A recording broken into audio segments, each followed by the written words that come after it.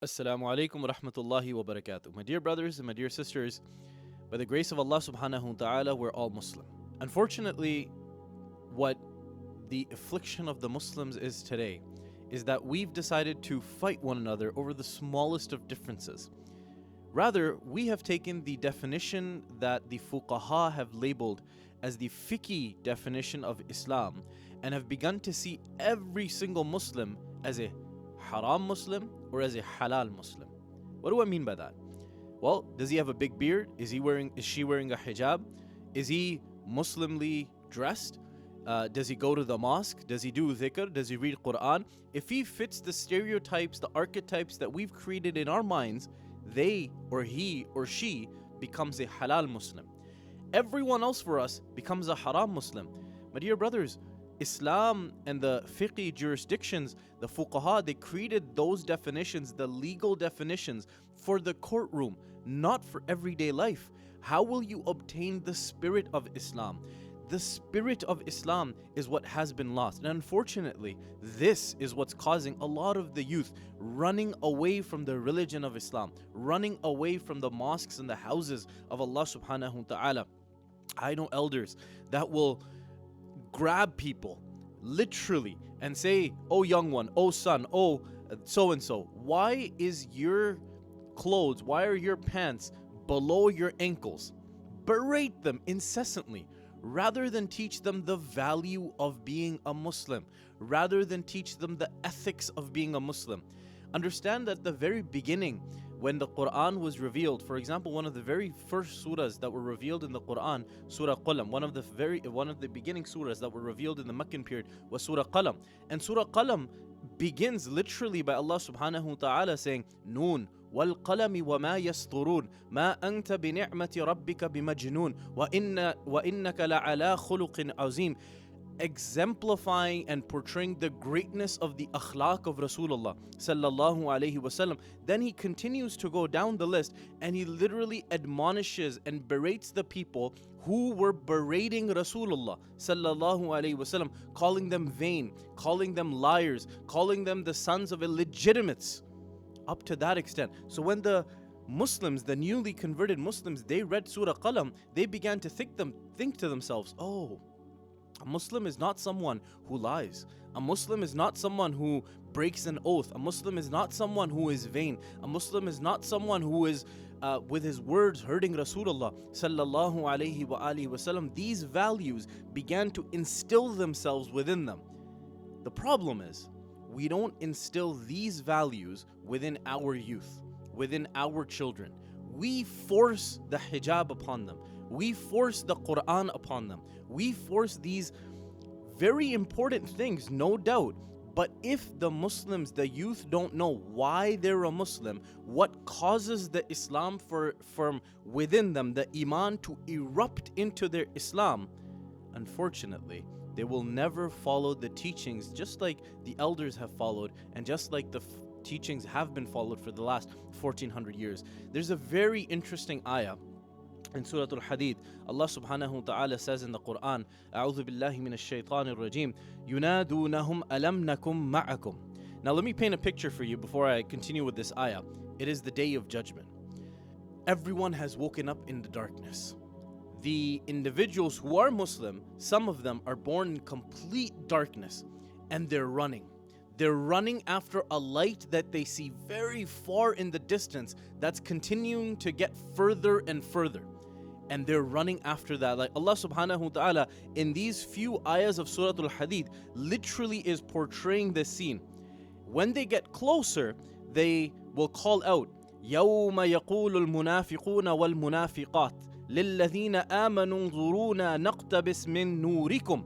He will call out, they will call out, the Hippocratic men and the Hippocratic women will beg to the believers, "Wait for us and give us some of your light." It's complete darkness. We don't know where to go. We don't have any purpose. We don't have any destination. You are our destination. You have the light. It looks like you know where you're going. So give us some of your light. Then the men and the women with the light, they will look back and they will say, Go back to the world and seek light there." Meaning, the time to seek the light was in this dunya. There is no more light to be earned on the day of judgment, when all of a sudden a great big wall will be erected between them, separating the believing men and the hypocritic men and women. At that point, Allah subhanahu wa ta'ala says the tormented, the hypocritic people will call out, يُنَادُونَهُمْ أَلَمْ نَكُمْ مَعَكُمْ. They will cry out and they will say, قَالُوا بَلَى وَلَكِنَّكُمْ. Were we not with you? Weren't we people who joined in the mahafil with you? Weren't we individuals who listened to podcasts with you about Islam? Weren't we joining you in reading the Quran and attending the houses of Allah subhanahu wa ta'ala, in attending attending congregations of Jum'ah and Eid? When the believing men, they will reply back, they will say, yes, you were. وَلَكِنَّكُمْ فَتَنْتُمْ أَنفُسَكُمْ وَتَرَبَّصْتُمْ وَارْتَبْتُمْ وَغَرَّتْكُمُ الْأَمَانِيُّ حَتَّى جَاءَ أَمْرُ اللَّهِ. They will say, yes, you were. Yes, you were. But you were deluded. You became tempted by hypocrisy. You were there, but you weren't actually there.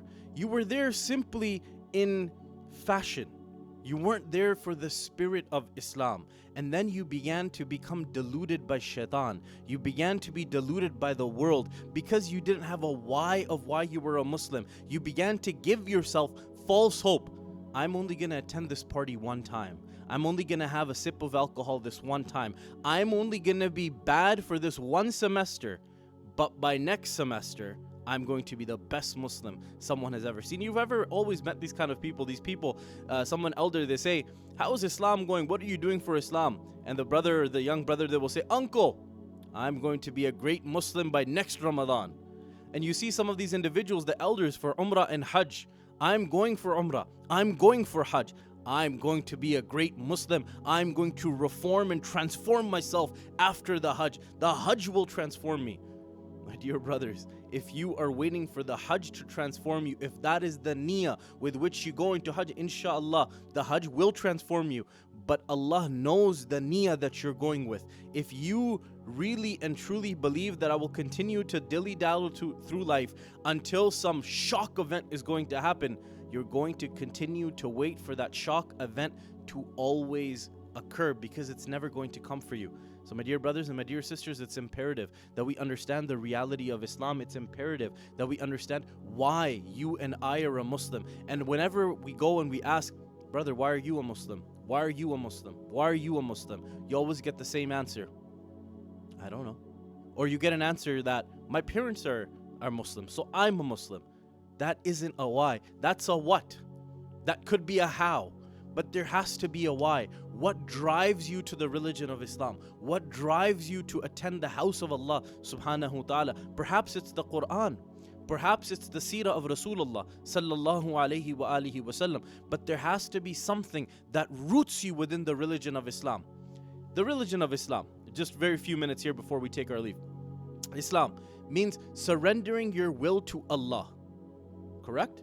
But where does the word Islam come from?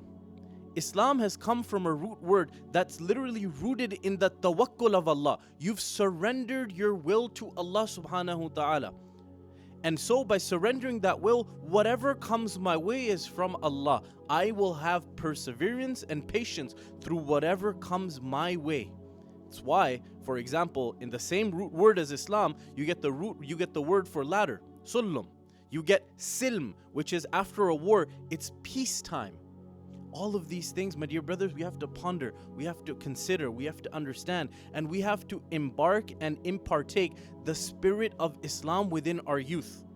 We have to teach them the value of being a Muslim, the ethics of being a Muslim, the morals of being a Muslim, how Rasulullah sallallahu alaihi wasallam, no matter what came his way, he forgave.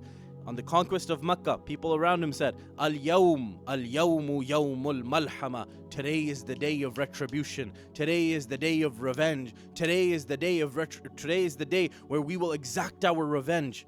Rasulullah sallallahu alaihi wasallam, he hears this, he says, Al-yawm. Today is the day. Al-yawmu yawmul marhama. But today is the day of forgiveness, of rahmah, of blessing. Everyone who came to him, he forgave. That is the spirit of Islam, to be able to hone your heart and mind to such an extent that forgiveness comes easy. So I leave you with this message, my dear brothers. understand your why, understand your belief, and understand why you are a Muslim, so you can teach your children to explore why they are a Muslim, so that one day we can all know why we are Muslims, so that one day, once again, Islam can go back to the golden era that it once was in. Ameen. Wa akhir da'wana alhamdulillahi rabbil alameen.